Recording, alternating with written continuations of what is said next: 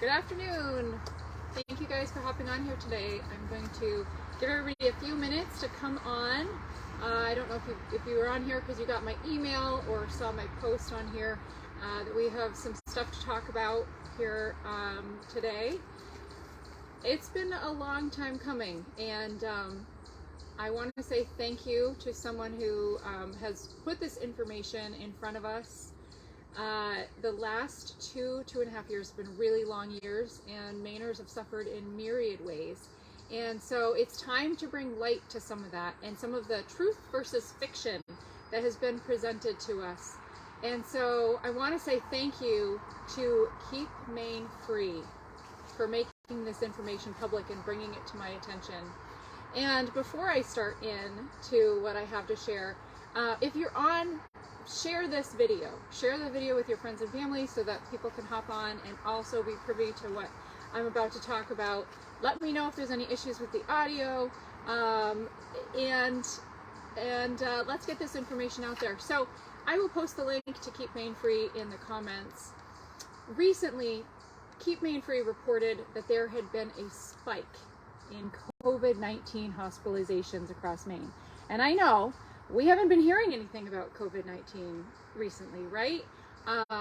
It is still here in Maine. We don't get daily updates because it's not politically expedient, and we're in an election year. But, you know, a few days ago, we heard that hospitalizations and critical care numbers have continued to rise. According to the Maine CDC, there are currently 210 Mainers hospitalized with COVID-19. And this is the first time that hospitalizations with COVID have passed the 200 mark in months, dating back to May 23rd. So at the same time, those patients that need critical care are also increasing. We're at 39, which is the highest number of critical care patients with COVID-19 since March 3rd. So over the last 14 days, Maine's hospitalizations have increased by 33%, which is the largest 14-day hospitalization increase in the country, in the entire U.S., according to the New York Times COVID-19 data tracking. This is huge. This is significant because Maine, as we all know, has one of the highest vaccination rates in the entire country, with 76% of our population considered fully vaccinated, according to the Maine CDC. And in fact, nearly all of those who are fully vaccinated have also received at least one booster. So let's go back in time a little bit. Almost exactly a year ago, on October 5th, so yesterday a year ago, there were 177 Mainers who were hospitalized with COVID-19. That's 16% less than today's total of 210. And this number, 177, was considered a high number. Governor Janet Mills used it to justify all kinds of horrific policies, like barring visitors in hospitals and nursing homes. So many families, I'm told dozens of families, had to watch their loved ones die on a ventilator via FaceTime. A few months prior to that, we had seen the start of the snitch line, so that we could catch any businesses that weren't following orders from on high in Augusta.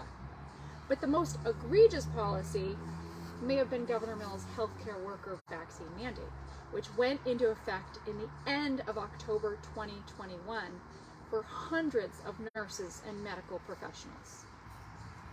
Let's go back further in time though. Do you remember what things were like 2 years ago?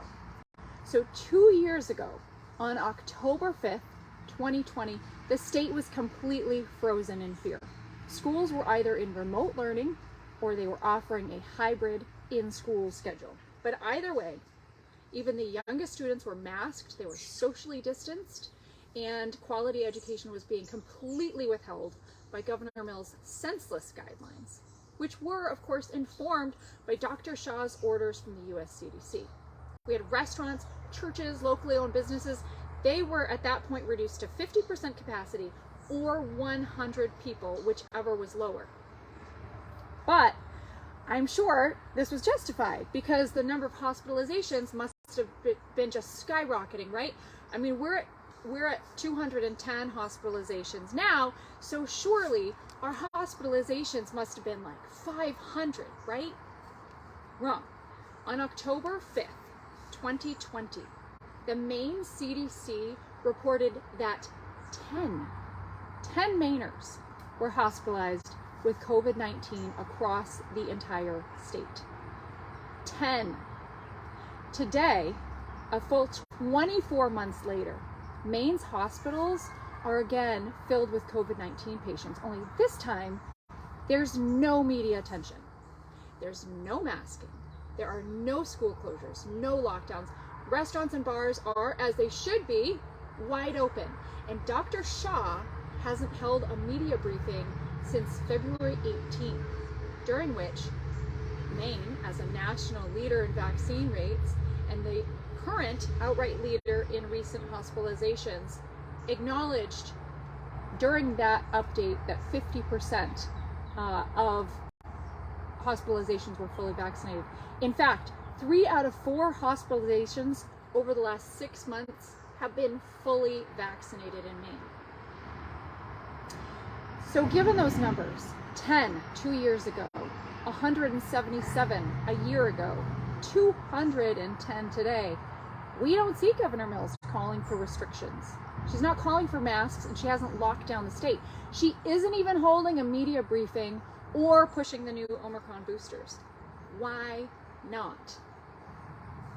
Well, particularly in an election year, failure, abject failure, is a very hard thing to admit. And by every single available metric, Governor Mills' COVID-19 response has failed. That failure has caused harm to untold thousands of Mainers. In a time of huge, great confusion, of fear, Governor Mills chose to be a bully. She listened to bad advisors, and instead of working to build bridges across lines of difference, she started a snitch line. Instead of empowering small businesses, she handicapped them. She allowed hundreds of people to die alone, apart from family members, and withheld education from all of Maine's students. Our leaders must be held accountable for their actions or their inactions. A good leader welcomes that accountability and learns from it. In order to hold Governor Mills accountable, Mainers need honest reporters and honest journalists that are not afraid to ask the tough questions. But unfortunately, Maine reporters and journalists are either unwilling or unable to fulfill this job. On Tuesday night, I'm sure many of you know that Governor Mills faced off against Governor LePage in the first debate. Given the numbers and the negative impact of Mills' COVID-19 response on the Maine economy, there should have been questions posed to demand a justification or an admission of failure. But there wasn't even a reference to the pandemic response.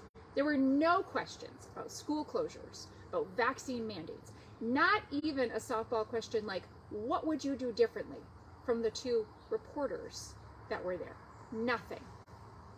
The silence of our media on the recent spike of hospitalizations, that is 21 times the rate that we saw 2 years ago, shows that local newspapers and news outlets are playing a complicit role in the failed Governor Mills COVID-19 response.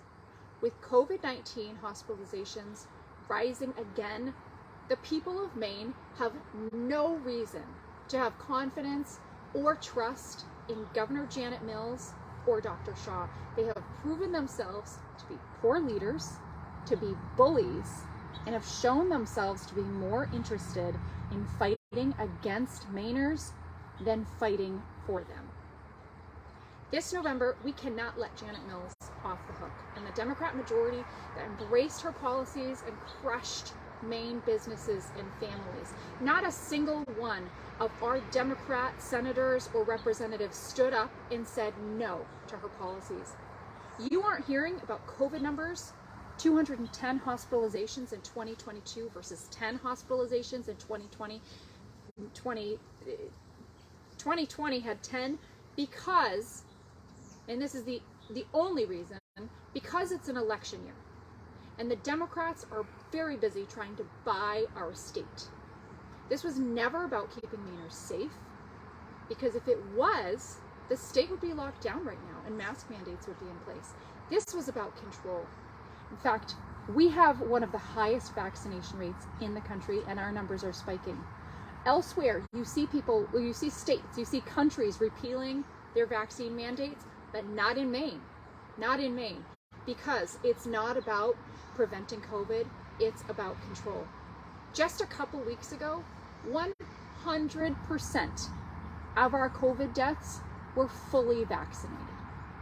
On November 8th, we have to hold Janet Mills and the Democrat majority accountable for crushing Maine's economy, stunting our children's education, and causing a mental health crisis, the likes of which has not been seen in Maine, and that has spilled over into worsening our drug and overdose epidemic in our state. This November, vote Republican and vote out the hypocritical, non-science following bullies. I'll be posting links to everything that I shared in the comments. If you have any questions, post them in the comments. You know I'm happy to question them. Thank you guys for tuning in today. And please, please, please share this video with your friends and families. The truth about what is going on in Maine needs to get out, and we need to vote this November and get rid of Janet Mills and her cronies.